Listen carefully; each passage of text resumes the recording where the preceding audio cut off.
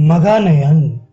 इसके पश्चात वर प्राप्त करके कुमार सांब अपने पूर्व रूप को प्राप्त करके प्रसन्न अंतरात्मा से उस आश्चर्य को स्वीकार करते हुए अपने उसी पूर्वाभ्यास से अन्य तपस्वियों के साथ स्नान करने के लिए समीपवर्ती चंद्रभागा नदी तक गए। स्नान के उपरांत वहां पर उन्होंने अकस्मात सूर्य देव की देदीप्यमान मूर्ति को देखा, जो मानो जल समूह द्वारा उठाई जा रही थी।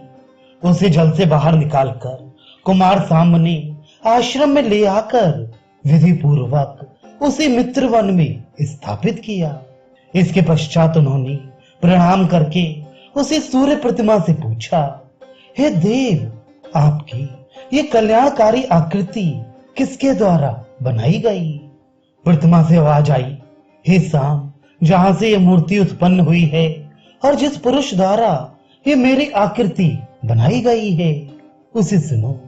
मेरा पुरातन रूप अत्यंत तेज से युक्त था, सामान्य जीवों के लिए असह्य था, इसलिए मैं समस्त देवताओं द्वारा प्रार्थित किया गया। हे प्रभु, आपका रूप समस्त प्राणियों के लिए सहन करने योग्य हो। तब मैंने महातपस्वी विश्वकर्मा को आदेश दिया कि मेरे तेज का कर्तन करते हुए रूप संपादन करो। तब मेरी ही आज्ञा से उन विश्वकर्मा ने ही बड़ी कुशलता से शाक द्वीप में मुझे खराद कर रूप संपादित कर दिया। तुम्हारे प्रति प्रीत होने के कारण इस समय मैंने पुनः उन्हीं विश्वकर्मा को स्मरण किया। उन विश्वकर्मा ने ही मेरी यह प्रतिमा कल्प वृक्ष से निर्मित की और पवित्र सिद्धों द्वारा सेवित हिमालय के ऊपर इसका निर्माण करके तुम्हारे लिए चंद्रभागा नदी में उतार दिया। तुम्हारे मोक्ष के लिए ही मेरा यह स्थान उत्पन्न हुआ है। मेरा मनोरम सामीप्य सदैव यहाँ रहेगा। मेरा सानिध्य पूर्वाहन में और समय बीतने पर मध्याह्न और साय को भी यहाँ निरंतर रहेगा। वशिष्ठ जी कहते हैं, सूर्य देवता के इस वाक्य को सुनकर और प्रत्यक्ष दिखाई पड़ने वाले उन्हें देखकर मंदिर निर्माण करके सांब ने तब नारद जी से कहा। सांब ने कहा, हे देव ऋषि, आपकी कृपा से मैंने यह सनातन रूप प्राप्त कर लिया और महात्मा भास्कर का प्रत्यक्ष दर्शन भी। ये सब कुछ प्राप्त करके भी मेरा मन चिंता तो है कि इन देवता की उपासना का पालन कौन करेगा। हे ब्राह्मण, गुणों से युक्त जो भी ब्राह्मण सेवा पालन करने में समर्थ हो, मेरे कल्याणार्थ सोचकर आप उसे बताने का कष्ट करें। सांब द्वारा इस प्रकार पूछे जाने पर नारद जी ने उन्हें उत्तर दिया। नारद जी बोले, हे सांब, सूर्य के सेवार्थ स्वीकृत धन को ब्राह्मण ग्रहण नहीं करेंगे। यह भी विदित है कि यहाँ पर धन है और वो भी अत्याधिक है। देवता की उपासना में आए हुए द्रव्य से ब्राह्म क्रियाएं नहीं संपन्न होती। लोभ से मोहित लोग ही अज्ञानवश इस प्रकार की पूजा करते हैं। जो ब्राह्मण लोभ से मोहित होकर शास्त्र विपरीत विधान करते हैं, वे देवलक ब्राह्मण पंक्ति से बाहर अर्थात निम्न कोटि के हो जाते हैं। देवता के धन का जो उपभोग करते हैं, वे पतित हो जाते हैं। ऐसे गैरित व्यक्ति और शास्त्र की कोई प्रशंसा नहीं करता। इसी प्रकार जो व्यक्ति देवता और ब्राह्मण के धन को लोभ के कारण खाता है, वह पापात्मा परलोक में गृध्र के खाने से बचे हुए जूठन को खाकर जीवित रहता है। इसलिए कोई अन्य ही ब्राह्मण देवोपासना करेगा। हे सांब, तुम उन्हीं भगवान सूर्य की शरण में जाओ, वही तुम्हें कोई ब्राह्मण बताएंगे जो विधि जानने वाला हो, ज्ञानवान हो और देव उपासना करने में समर्थ हो। देव ऋषि नारद द्वारा इस प्रकार उपदेश पाकर सूर्य को प्रणाम कर सांब ने अपना संदेह पूछा कि आपकी पूजा कौन करेगा। सांब द्वारा इस प्रकार संबोधित किए जाने पर उस मूर्ति ने कहा, हे निष्पाप, जम्बूद्वीप में कोई व्यक्ति मेरी पूजा करने योग्य नहीं है। तुम शाकद्वीप से मेरी पूजा में दत्तचित ब्राह्मण को जम्बूद्वीप में ले आओ। लवण सागर के उस पार और क्षीर सागर से घिरा हुआ ऐसा वे शाकद्वीप इस जम्बूद्वीप की अपेक्षा श्रेष्ठतर सुना जाता है। वहां पर 4 वर्णों का आश्रय लेने वाले पवित्र जनपद सुने जाते हैं। वहां मग, मामग, मानस और मंदक हैं। मग तो अधिकतर ब्राह्मण हैं और मामग क्षत्रिय हैं।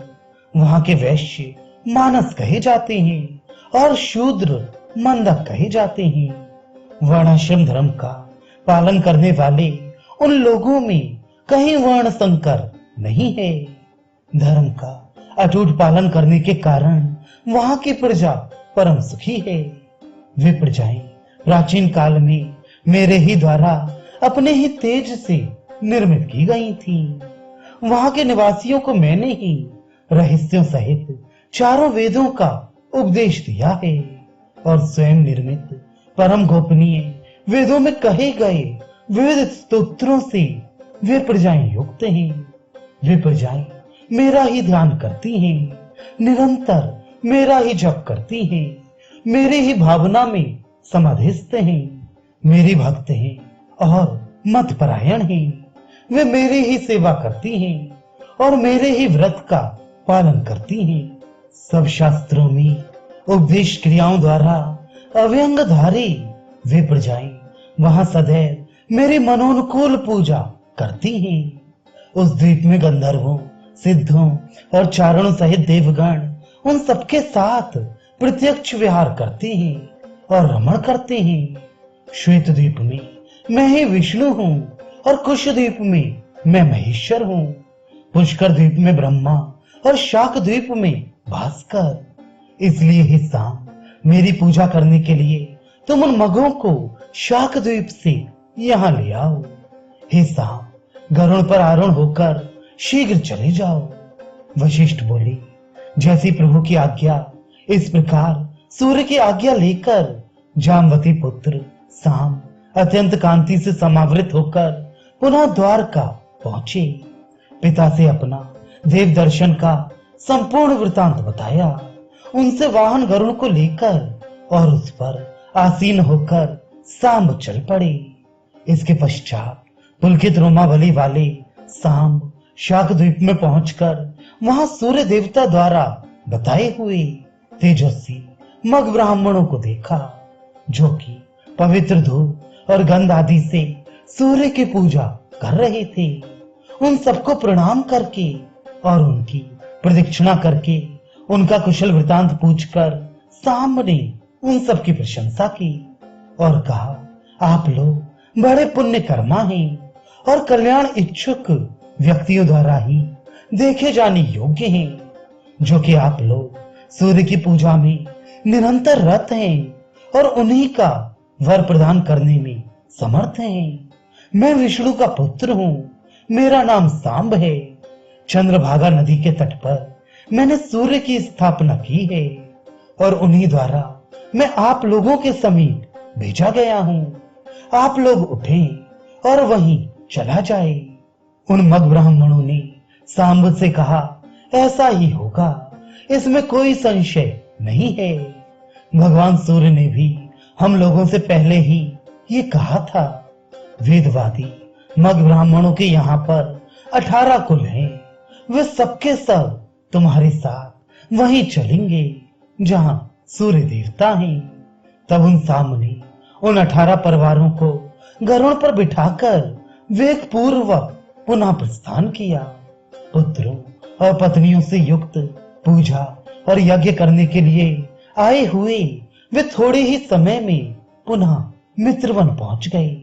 सूर्य की उस आज्ञा को पूर्ण करके सामने जो कुछ किया सब सूर्य को निवेदित कर दिया और सूर्य ने भी अच्छा किया। इस प्रकार कहकर प्रसन्न होकर सांब से बोली, अब ये ब्राह्मण प्रजाओं की शांति करने वाले शास्त्रीय रीत से मेरे मनोनुकूल पूजा करेंगे। और हे सांब, अब मेरे लिए तुम्हें कोई चिंता नहीं होगी।